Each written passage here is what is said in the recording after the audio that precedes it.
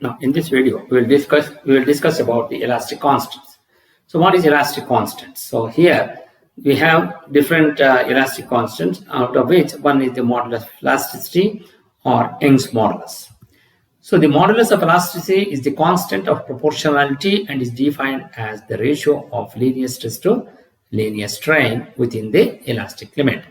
It is denoted by capital letter E, where the modulus of elasticity E is given by the linear stress by linear strain, which is denoted by this symbol sigma by epsilon.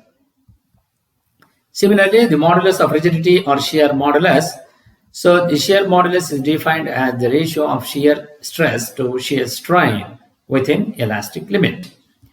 So, shear modulus or modulus of rigidity, which is C, is given by shear stress by shear strain, which is given by tau by phi as the symbol. Now, when you go for the next one, which is the bulk modulus, which is the ratio of change in volume to the original volume, is known as the volumetric strain, which is epsilon V. The ratio of direct stress to the corresponding volumetric strain will going to be found to be a constant for a given material when the deformation is within the elastic limit. So this is the ratio of change in volume to the original volume is the volumetric strain, which is epsilon V, and the ratio of direct stress to the corresponding volumetric strain, which is sigma by volumetric strain, which is epsilon V, is found to be a constant for a given material when the deformation is within the elastic limit. So bulk modulus K is given by, so the ratio of the direct stress by the volumetric strain, which is sigma by delta V by V. So sigma by epsilon V. So that is, next is the Poisson's ratio. What is epsilon V? Which is delta V by V. Now we go for Poisson's ratio. The ratio of lateral strain to the longitudinal strain is a constant for a given material when the material is stressed within the elastic limit. This ratio is called the Poisson's ratio. So that is 1 by m Poisson's ratio, which is given by lateral strain by the longitudinal or linear strain, which is sigma, which will be equal. Then we go for the relationship between the elastic constants. What are all the relationship between the elastic constants? So we have the complement shear and state of simple shear. So we have given a problem, that is prove that a material subjected to pure shear in two perpendicular planes has diagonal tension and compression of the same magnitude at 45 degrees to the planes of shear forces. So consider the two rectangular bars consider a rectangular bar of ABCD subjected to shear stress, which is tau xy and the tau x in this tau xy on these two directions. So it is on the plane AD and also on the plane BC. And similarly, you have tau x and this tau x, which is acting towards each other.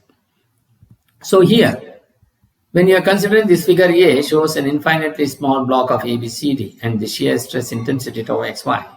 The shear tends to rotate in the clockwise direction. Why? Because you are applying in this. So this is moving up and this is moving down. When you are taking to the any pivoted point, it will going to rotate in the clockwise direction. As no other force is acting in the block, so the block is not in equilibrium condition. To attain the equilibrium condition, a couple has to be applied in counterclockwise direction. This can be achieved by having a shear stress intensity of tau yx, which is on faces of AB and CD in the direction as shown in figure B. So that is what. So initially in this figure, you have a shear stress which is acting in this direction. So naturally, this has got a tendency to rotate in the clockwise direction because it is the direction which is applied is on AD and also on BC. This tend to have a, this will not going to be in the equilibrium condition. So to attain the equilibrium condition, it has to prevent the rotation of the clockwise rotation. So they have to give, so we have to give a tau yx in opposite direction to the applied force. So tau yx and tau yx, which is in the plane of AB and CD respectively. So this will going to makes the body or the bar in equilibrium condition. Now they consider the unit thickness, which is the moment of force, moment of couple, which is equal to force into lever bar. So which is that tau xy into AD into 1 into AB. So what is that? You have here shear stress tau xy AD into 1. So this is what this shear stress says. here tau xy. So the stress is acting along the direction of the plane. Here tau xy is the stress into the area of cross section, which is AD into thickness is unity. So that is the reason why you are getting this AD into 1 into AB. So what is the considering the unit moment of couple? So force into lever arm. So here the force is on this plane AD and the lever arm is AB. So force into this perpendicular distance. What is that force? Force is the shear force. Shear force is shear stress into area. Shear stress is force by area or shear force by area, that is AD by, because the shear force is AD along the plane, area is AD into 1. So the shear stress tau xy into AD into 1 or AD into 1, and this perpendicular distance is AB because it is the moment about this particular point. So now we get, once you get this, so you go to AD into 1 because the thickness is unity.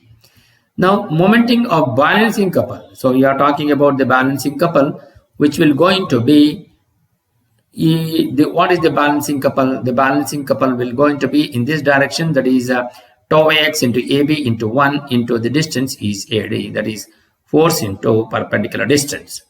So that is what we have here, tau yx into AB into 1 into AD. So for equilibrium condition, what is that?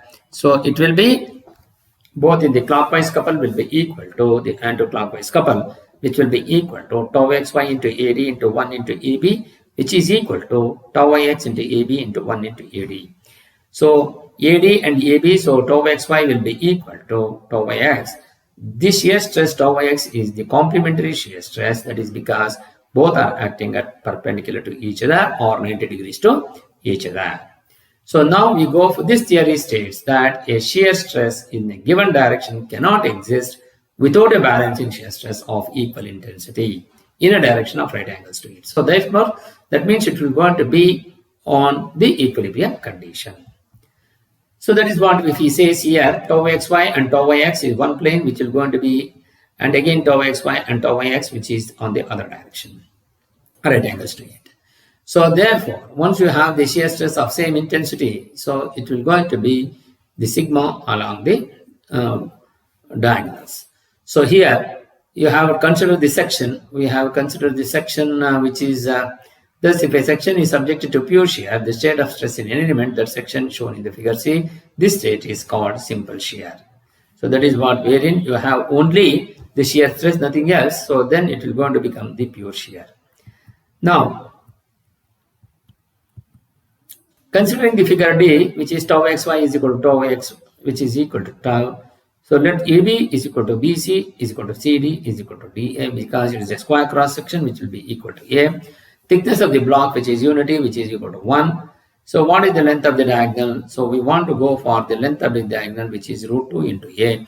So how do you consider that root 2 into A, which will be equal to the length of the diagonal, which is, suppose if you are considering this AC, so AB is A, BC is A. So what is AC? Square root of AB square plus BC square, which is A square plus A square, that is root 2 under the root 2 A square. So you take out the square root, so A root 2 is the length of the diagonal AC according to the Pythagoras theorem.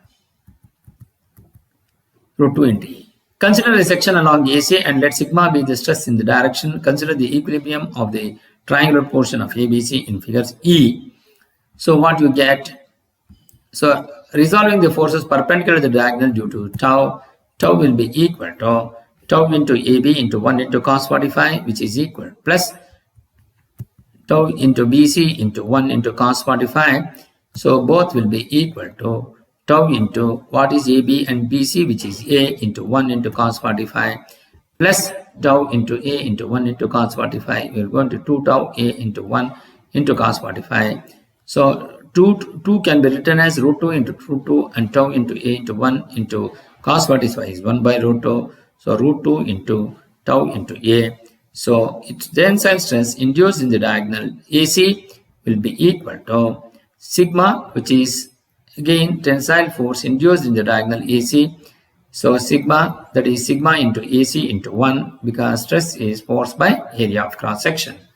So that will be equal to what is sigma root 2 into, substitute the value of sigma root 2 into A into root 2 into A into tau, which will going to be the sigma.